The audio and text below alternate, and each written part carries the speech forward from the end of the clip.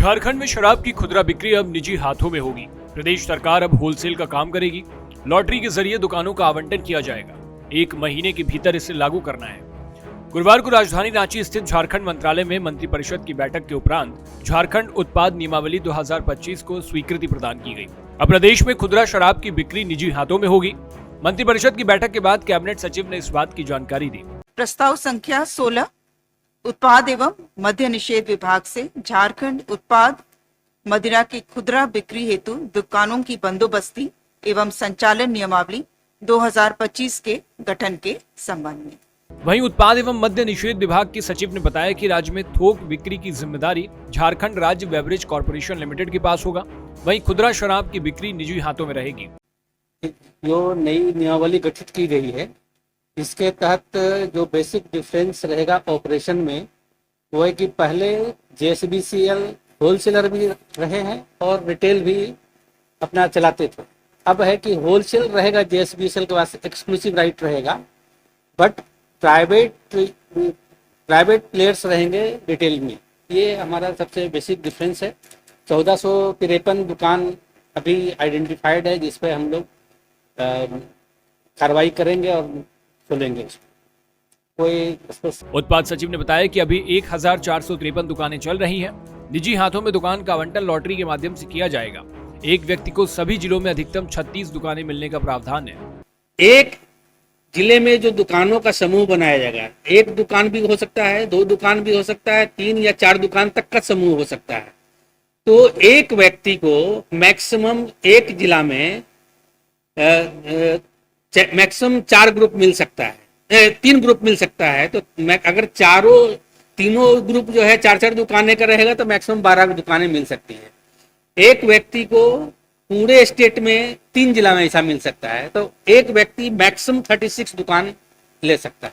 उधर विपक्ष नई शराब नीति को लेकर कई तरह की आशंकाएं व्यक्त कर रहा है। पूर्व उप मुख्यमंत्री सुदेश महतो का कहना है कि पिछली नीति में छत्तीसगढ़ का कनेक्शन आया था, क्या उससे सुधार लिया गया है? विपक्ष को अंदेशा है कि नई नीति भी पुरानी नीति के जैसे ही ध्वस्त साबित होगी। देखो, सरकार का जो अभी नीति आया है, मैं सबसे पहले उस नीति पर ये कहूंगा कि ये झारखंड मुक्ति मोर्चा और शिबू सोरेन जी की पार्टी है जो इस राज्य में नेतृत्व कर रही है। शिबू सोरेन जी के निजी विचार से अब इतर ये पार्टी काम कर रही है, क्योंकि शराब के लिए नीति बनाएंगे बोल के गुरुजी का तो कोई नेतृत्व ऐसा नहीं होता, क्योंकि उनका जीवन और पीछे का जो काल रहा है, उन्होंने हमेशा इस आइडियोलॉजी को फोकस किया है कि भाई शराब के सेवन से बचाना है। आज उनकी पार्टी इस राज्य में नेतृत्व करके नीतियां बना रही है। ये एक फोकस है मेरा। क्या चाहती है झारखंड मुक्ति मोर्चा? गुरुजी के जो बेसिक उनकी सोच का स्ट्रक्चर था उससे अलग हटकर चलना चाह रही है, ये साबित हो गया।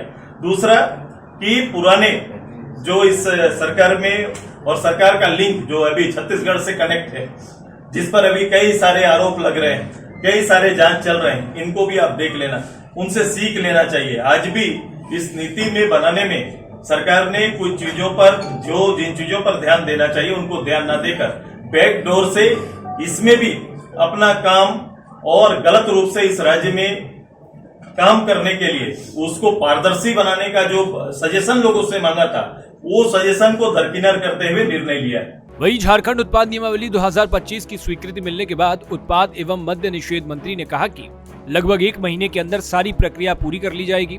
वहीं राज्य में छोटे उद्यमियों को शराब दुकान चलाने का मौका मिलेगा। आज से नई पॉलिसी आई है, अब आगे की प्रक्रिया की जाएगी। अब डाउनलोड किया जाएगा, पब्लिश किया जाएगा, अब टेंडर प्रक्रिया में चला जाएगा और NIC को दिए हुए हम लोग सॉफ्टवेयर तैयार किया हुआ। अब निश्चित तौर जो प्रक्रिया में लगेगा मोटा मोटी मान के चलिए कि 1 महीना प्रक्रिया लगेगा। तब तक हमारा अभी जो टाइम एक्सटेंशन प्लेसमेंट एजेंसियों को दिए हैं वो 1 महीना बचा हुआ और उसमें 1 महीना की अवधि में हम सारे प्रक्रिया। राजस्व का कितना लक्ष्य रखा गया नई शराब नीति के तहत सर? देखिए, सरकार अभी 3000 करोड़ रुपया की राजस्व का लक्ष्य रखा है, लेकिन हम उसके ऊपर जाने की तैयारी करेंगे। इसमें कोई संदेह नहीं कि पुरानी शराब नीति को लेकर राज्य सरकार और उसके कई अधिकारी कटघरे में खड़े हुए थे। ऐसे में नई शराब नीति को अभी देखने की जरूरत है। नई उत्पाद नीति के माध्यम से राज्य में राजस्व बढ़ोतरी का सरकार का दावा अपनी जगह सही हो सकता है, वो भविष्य के गर्त में भी है।